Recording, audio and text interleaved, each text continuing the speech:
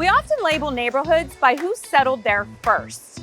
Carnegie had its strong Ukrainian roots, while Bloomfield became known as Little Italy. But here, it isn't one immigrant story that stands out. It's all of them.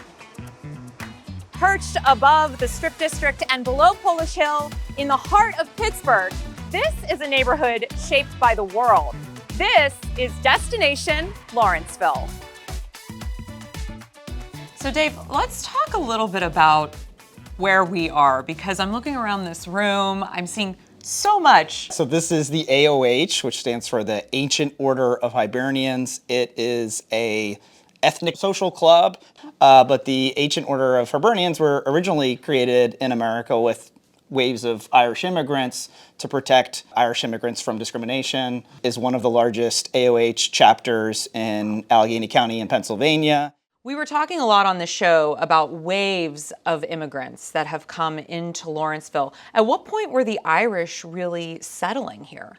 Well, like a lot of the development of Lawrenceville, was really formed by immigrants from Europe, coming to fill our steel mills and all of our industrial spaces. So, but it wasn't just one, kind of immigrant. We had Irish folks, Germans, Polish folks, Slovenians, and that's been kind of the story of Lawrenceville. The reason why my organization is called Lawrenceville United is because a lot of the rivalries within the neighborhood were across wards. So in Lawrenceville, still today, you'll hear us refer to, we have 3 different city neighborhoods that make up Lawrenceville, and it's Lower, Central, and Upper Lawrenceville, but people refer to them by their wards, 6th Ward, 9th Ward, 10th Ward. Okay. And each of them sort of had a different ethnic background. Sure. And I think maybe that had something to do with, some of the rivalries, but the reason why we're called Lawrenceville United was like kind of uniting the 3 wards, bringing everyone together around, shared mission of developing the community.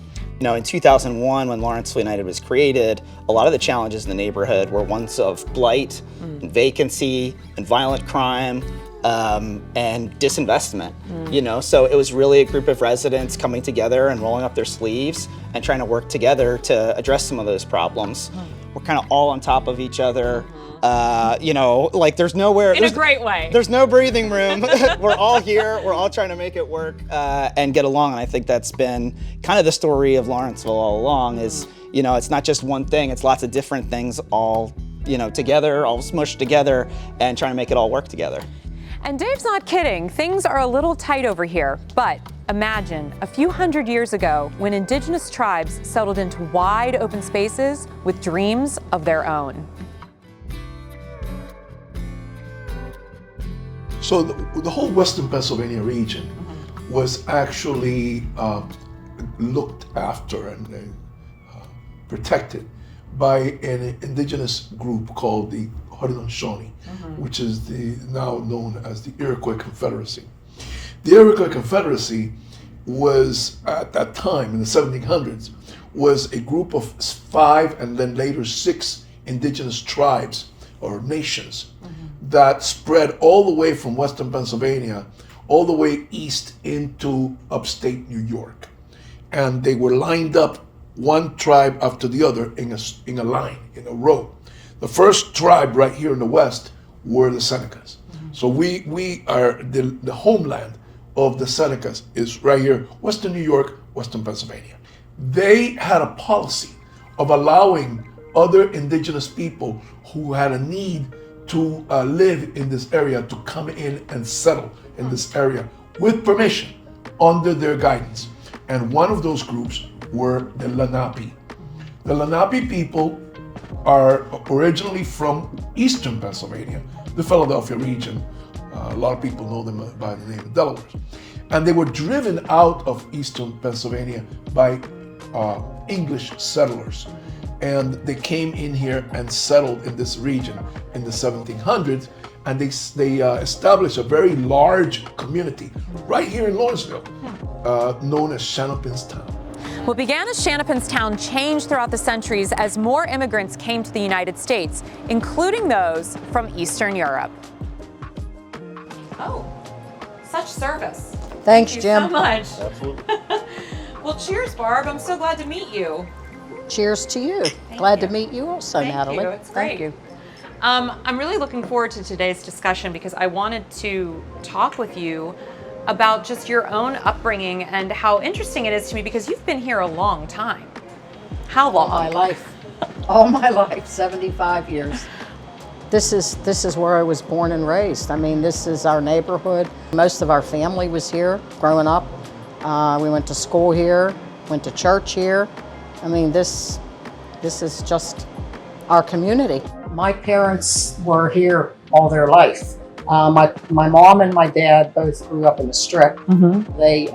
That's where their family was. But then they moved up here to Lawrenceville. My mom was 38th Street, and my dad was 45th Street. My father's side was Polish. My mother's side was Croatian. My mom's mother, Grandma, she came over from Yugoslavia. But my dad's family was here. They didn't immigrate or anything. They were here in Pittsburgh. So we're talking many generations back. Yeah. You know, we were always together. So there was like a lot of interconnectedness and sharing of traditions with your family. All the time. Yeah, we were very close, both sides. So what brought you to this particular club? There are local little clubs. There's one in 6th Ward, there's one here in the 9th. It's a community place. People come to gather, have a beer, have a drink. Sometimes they have bingo games. Sometimes there's little parties. It's just to keep everybody together. The biggest thing about this club, my wedding shower was on the 2nd floor here when I got married. Oh, really? 55 years ago. Oh my gosh. You've seen how Lawrenceville has changed since you've been here your whole life. Can you talk a little bit about the changes that you've seen throughout the years? I mean, the neighborhood was just a little mom and pop area when I was a kid. You know, you had stores galore, all little, you know, neighborhood people. I mean, you had everything here. You didn't have to go anywhere else if you wanted to shop. And there was a period of Lawrenceville's history not that long ago where there was a lot of blight. There was a lot of dilapidated buildings. Can you, because you were here, you've been through all of the phases. Can you talk about some of the highs and lows that you've seen over the years? At one time, there was a lot of trouble here. We had a lot of issues with empty homes, blight. That went on for a while. I mean, you know, a lot of things were going on.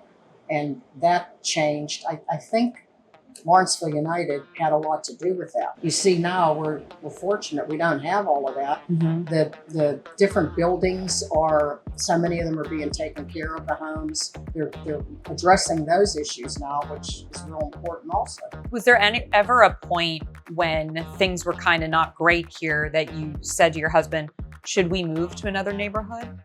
No, truthfully, no.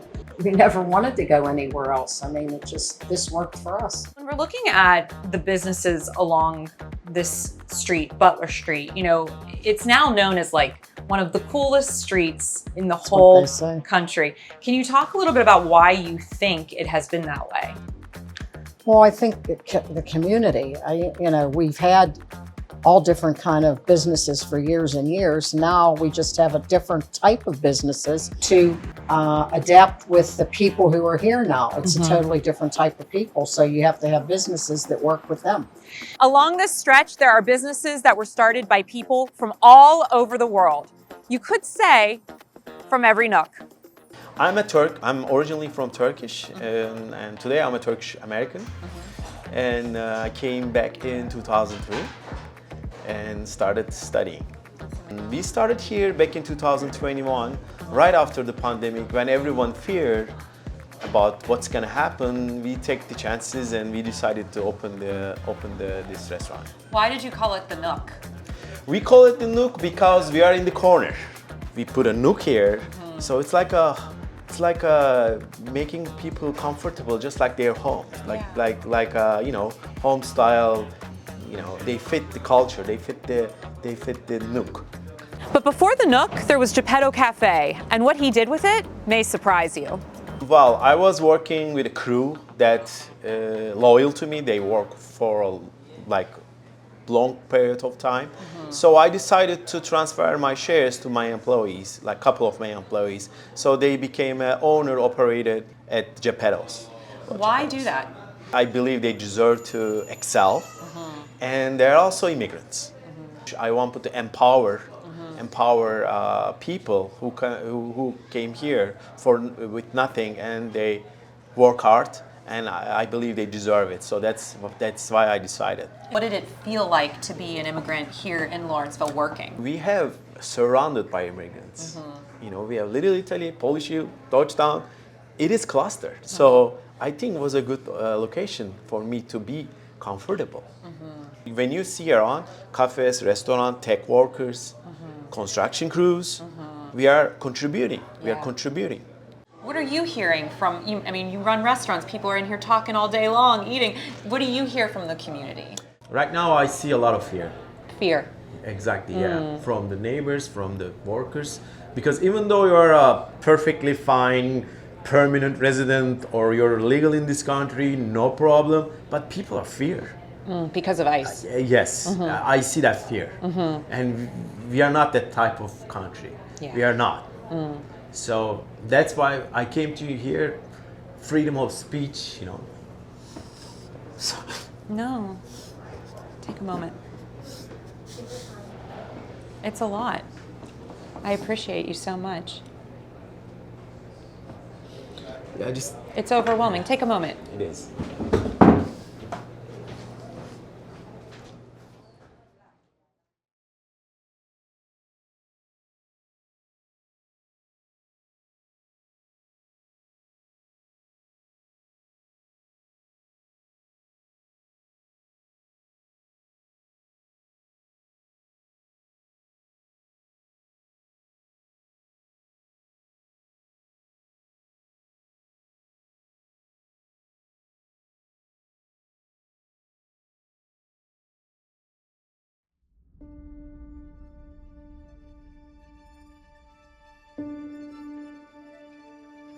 I think people need to understand how they came to United States. Yeah.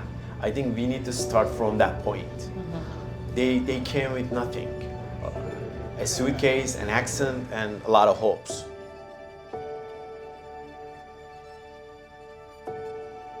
Myself, I'm an immigrant. I was born in Cuba. I belong to an indigenous tribe from Central America, from the Caribbean. So I moved to the United States in 1961, and I moved to Pittsburgh in 1977. And one of the places that I lived in was here in the Lawrenceville area. You know, I came as a 10-year-old. When I was growing up in Erie, Pennsylvania, they taught us what is written on the Statue of Liberty. Give me your tired, your poor, your huddled masses yearning to breathe free, the wretched refuse of your teeming shore. Send me the homeless tempest tossed to me. I actually believe that. I saw that and I experienced that welcoming attitude in this country. Lawrenceville is a fun place to go and explore, to shop, to eat. But beneath that, there are these beautiful stories that have woven a very unique tapestry through time. And I hope the next time you visit, you carry a bit of pride for how special Lawrenceville is and hold close how welcoming it has always been.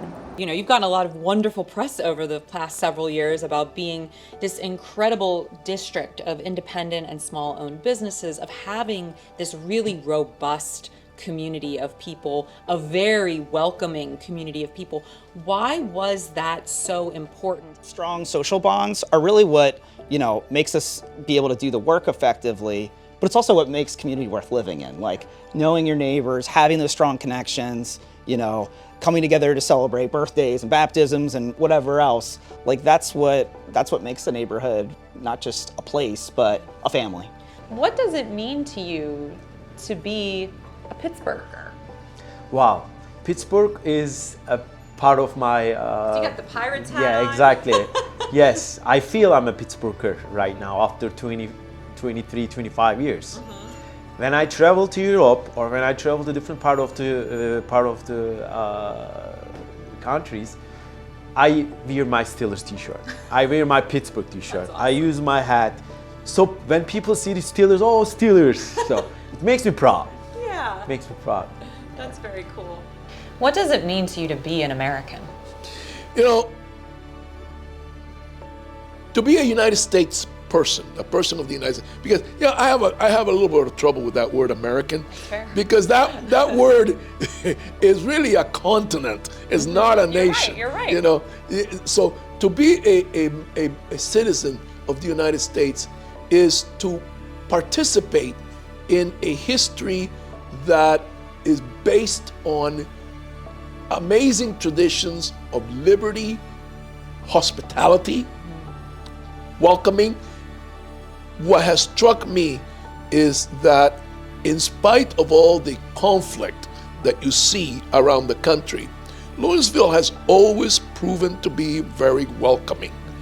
Always has proven to be a place where you could say, you know, I can be an American here.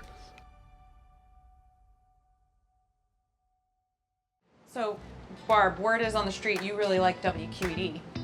Oh yes, we do. We watch a lot of the oldie shows that they play on there all the time. I just watched Barry Manilow last week. I watched Barbra Streisand. And my son, I told you, grew up with Sesame Street, Mr. Rogers, and Electric Company. So we always were QED fans. We still to today. And I mean, now you get to be on Destination with Natalie Bencivenga. So that's got to be pretty cool. That's true. Never would I think I would be on TV.